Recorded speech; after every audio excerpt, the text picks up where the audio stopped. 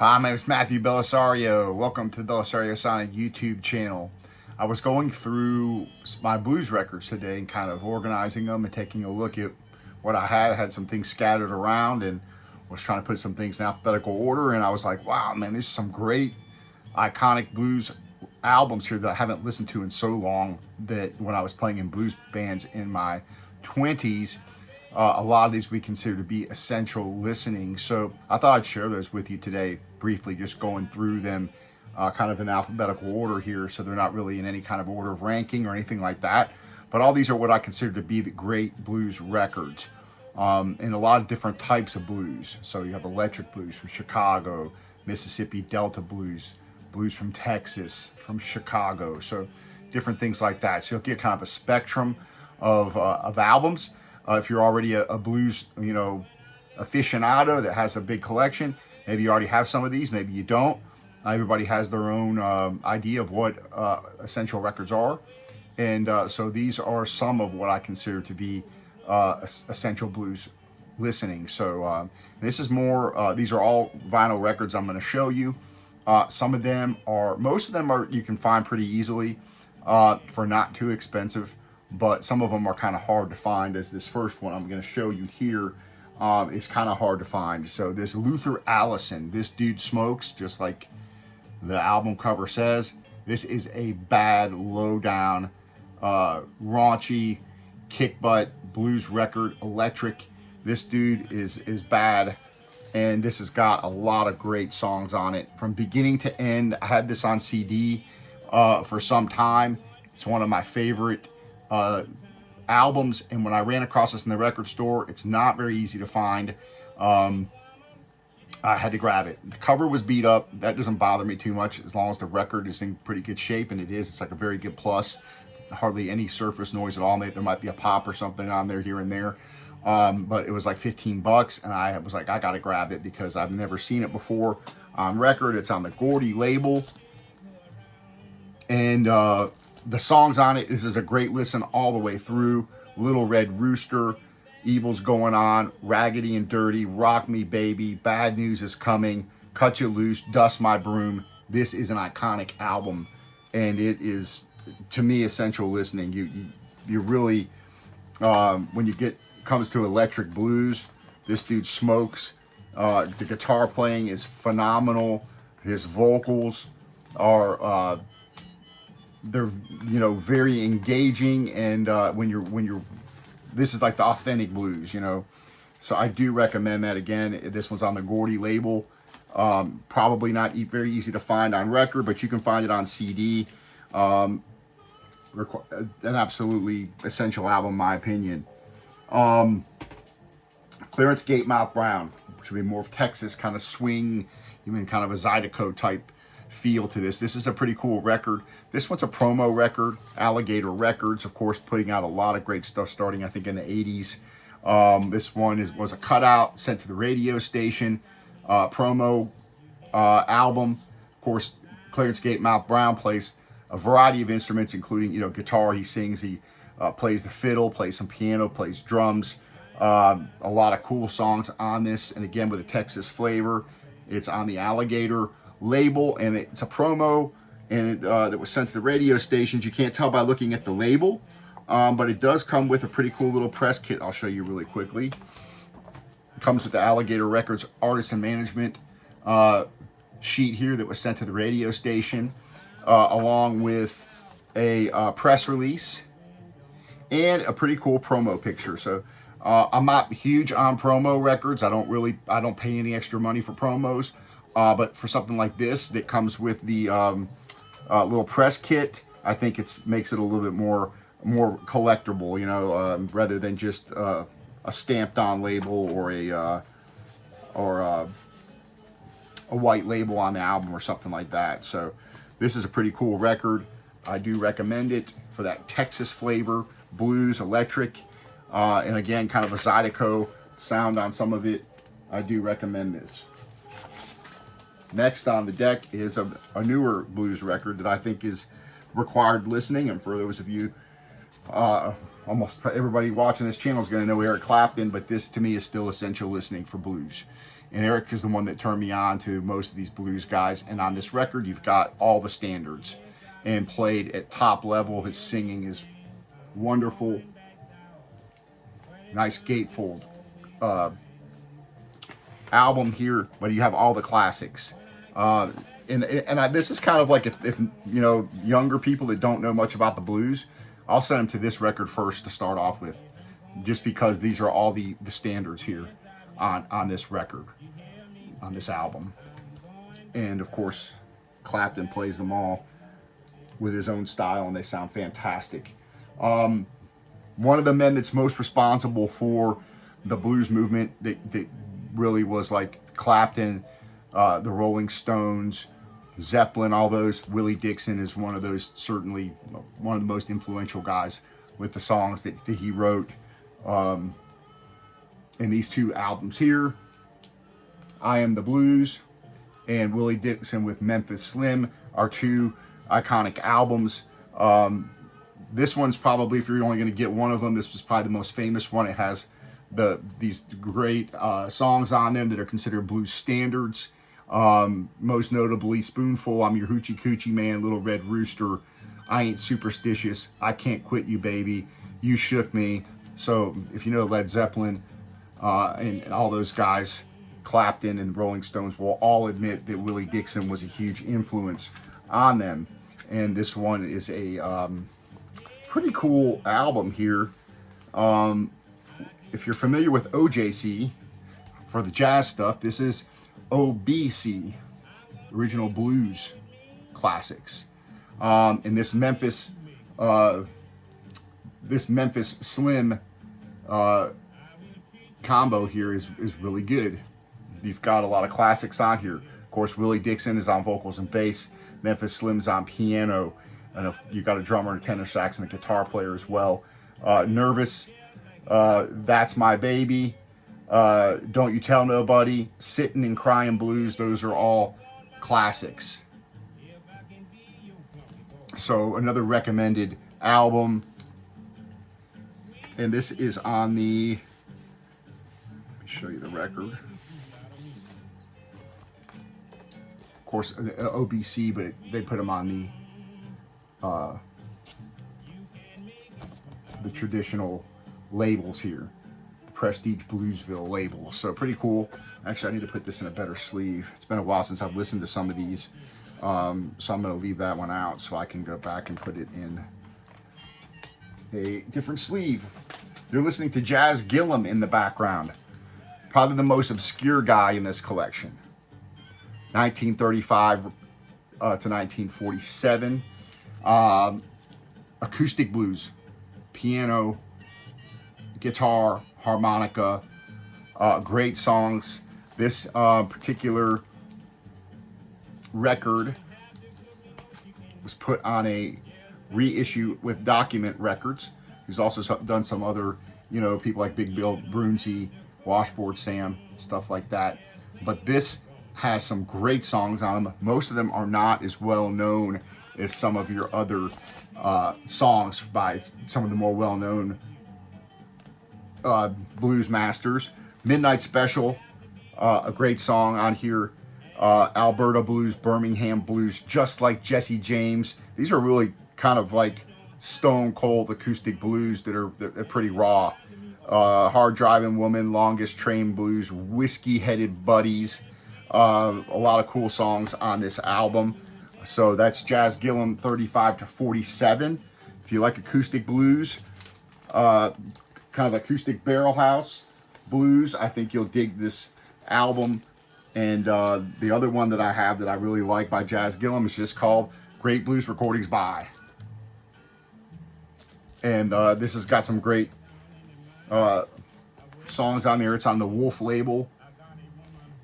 If I had to pick one of them, I would probably pick the first one I showed you. This has got a lot of cool songs on here. Reefer Headed Woman, Down South Blues, Go Back to the Countries on here, Rollin' Bones, Signifying Woman, Devil Blues. And pretty cool album. So a little bit more on the obscure side. You don't, hear a lot about jazz Gillum in a lot of the blues conversations, but he's definitely a cool dude. Buddy Guy. Can't have a record collection without Buddy Guy. I think this is an 82 JSP record. A little bit different than some of his later stuff, but I like it. It's on the orange JSP label. And it's not a gatefold or anything, but you've got some pretty cool tunes on here. You get Buddy back in the 80s. I think it's an 82 album. Couple cool tunes on there that I like are Dedication to the Late T-Bone Walker, She Suits Me to a T, DJ Play the Blues. Pretty cool album there by Buddy Guy. If you're looking for a newer Buddy Guy album, probably my favorite still, because I remember the day it came out, was this Buddy Guy, Damn Right I Got the Blues. And if anybody asks me what album should I start off with Buddy Guy, it's kind of a toss-up between those chess recordings, which I think are also iconic. I should have pulled that one out as well. But this Damn Right I Got the Blues is probably my favorite modern one. And you've got classics on here like Where's the Next One Coming From, 5 Long Years, Mustang Sally, Early in the Morning, Too Broke to Spend the Night. So this is a great album. Music on Vinyl just recently, over the last couple years, has been putting some of these out from the 90s, I think, is when this came out. So 1991. And I recommend getting that. If you don't get it on record, get it on CD. 2 albums that I would recommend for acoustic blues that is going to be kind of Robert Johnson if he were playing today. Really, and he's been playing Robert Johnson longer than Robert Johnson was even alive for. That's John Hammond Jr. I like his solo albums the best. This one, John Hammond Solo, you've got great tunes on here. Him playing by himself with just an acoustic guitar, harmonica, I Can't Be Satisfied, Drifting Blues, Truckin' Little Baby, The Sky is Crying, Look on Yonder Wall, Hellhound Blues, Got My Mojo Working. This is a great record. And then the other one that I like is this live one. Just simply titled Live, but it's just him playing the acoustic guitar or his resonator and playing the harmonica and singing. And this has got, if you've never heard John Hammond, I've seen him live before, sitting right in front of the stage, right in front of him. It's a one-of-a-kind experience, because the guy's just like a machine, a blues machine. And I Wish You Would is on here. Custard Pie, One Kind Favor, I Can't Be Satisfied, Dust My Broom, Drop Down Mama, Texas Tornado. This is a fantastic album. This one is on the Rounder Records label. So this one I do recommend. If I was only going to get one Hammond record, it would probably be this one. Just because it's so much fun to listen to. And again, he's been playing now Robert Johnson longer than Robert Johnson was alive. And this one's on the Vanguard label. Moving on, almost done here. This one was one that everybody had to know. If you were playing in a blues band and you didn't know this album, you kind of had to go home and do your homework. B.B. King, Live at the Regal. This is a fantastic album. Of course, all the great songs, all those great blues guitar licks that everybody had to learn in order to be considered to be a blues player. Every Day I Have the Blues, Sweet Little Angel, How Blue Can You Get, You Upset Me Baby. Fantastic album, required listening. I don't think, anybody that's into the blues, this album is on the ABC label, this particular one. I'm not sure what the original one was, but this is what I consider to be essential listening for the blues. And if I was only going to own one B.B. King album, it would be this one for sure.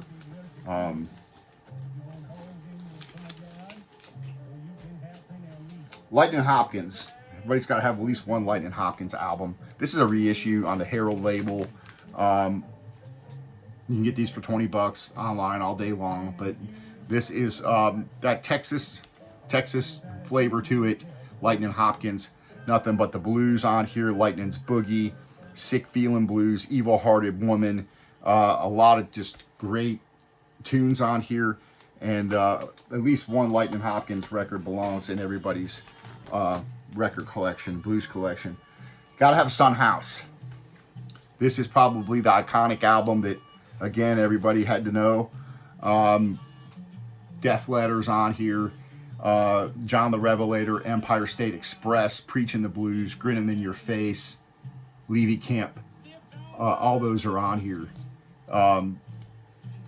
This one here was the Edsel Records, so it was a later pressing, but this is pretty cool. And of course, if you don't know Son House, he plays the resonator with the slide, and just a lot of great music, what I consider to be blues standards. You can find this for probably 10 bucks, 15 bucks around if you look, this version. This one I paid 16 for. It's in very good plus shape. So there you go. Got to have some Son House. Elmore James, another requirement. This is probably my favorite one just because it has a lot of his most well-known songs on it. Original folk blues on the Kent label. I ran across this one just at a record store, and a lot of the classics are on here. Dust My Blues, Sure Enough I Do, Me and Evil, Standing at the Crossroads, Blues Before Sunrise. So you've got the classic Elmore James songs on here. This one is on the Kent label.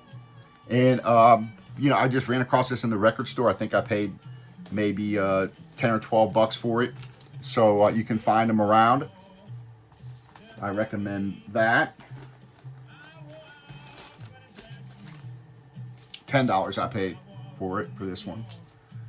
Very good plus, the record is. Robert Johnson, you gotta have Robert Johnson. There are a lot of different versions of Robert Johnson records out there. Just get one of them, in my opinion. They certainly sound different depending on how they were mastered, how they were cleaned up. This record store day version is probably one of my favorites.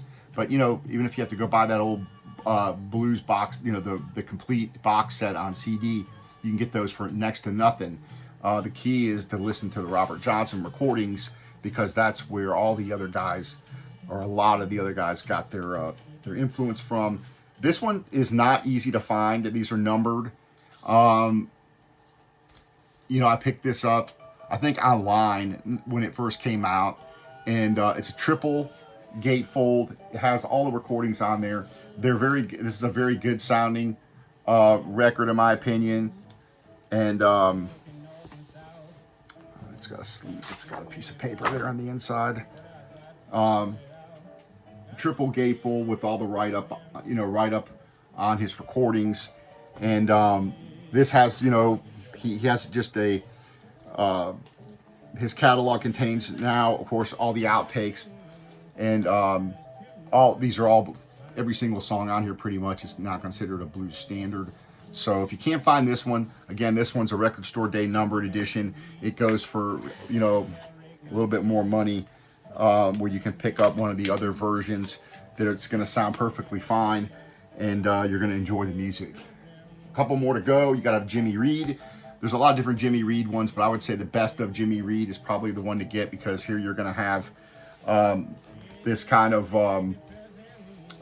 Louisiana combined with Chicago blues with Mississippi. It's kind of a really mixture of blues that Jimmy Reid had, but a lot of great classics. I guess if you had to throw it into a category, it would be more the Chicago type blues, but it's not kind of a straight Muddy Waters Chicago type blues, really. Baby, What Do You Want Me to Do? You Don't Have to Go, Honest I Do. Big Boss Man's on here. Ain't That Loving You, Baby? This is a pretty cool record. This particular one is on the VJ International label, and you can find these around all over the place for pretty inexpensive. You can pick one up for probably 10 bucks in pretty good shape, and so I do recommend that. 3 more to go. Bessie Smith. This 4-volume set is probably my favorite, which is on the 6i Columbia, but you don't have to get this one. There's some 2-album compilation sets out there. The main point being, Bessie Smith is probably the most famous female blues artist, vocalist that really gained a name for herself on when it comes to recording, because she kind of came after Bessie Smith and these other touring blues shows, and she kind of tagged on to that and really became pretty famous.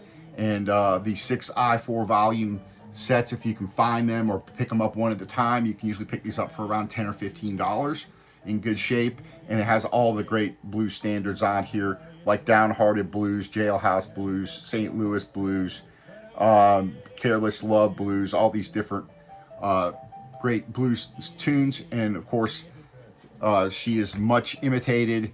Back there's volume 4, you can see sitting back there on the shelf. So I do recommend picking up Bessie Smith. 2 more records to go. I could have picked many more. I do like this Muddy and the Wolf gatefold here I'm going to show you. This is on the Chess record label. But this is pretty cool for a lot of reasons. A, you've got the great Muddy Waters and Howlin' Wolf. Side A, Muddy Waters. Side B, Howlin' Wolf. B, you've got these what are now iconic rock musicians playing on there with these guys. And let me show you this.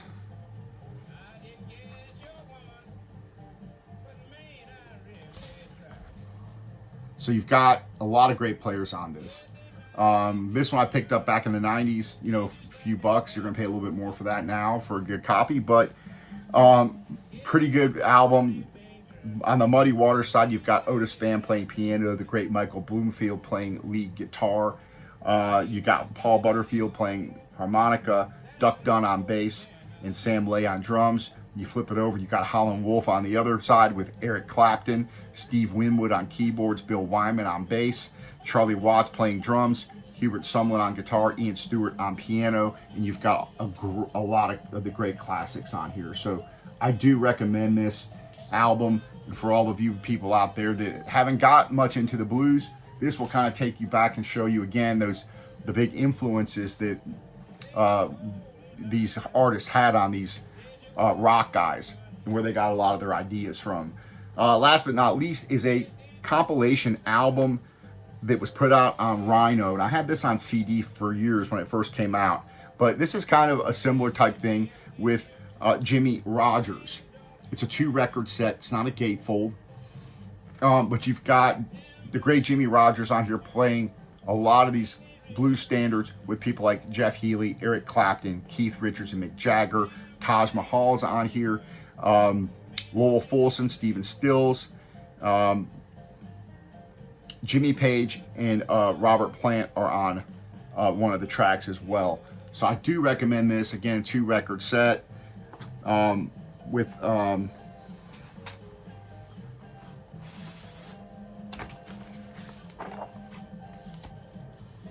not gatefold, just 2 records, but comes with a little insert that explains it, the recording sessions, and who's playing on what.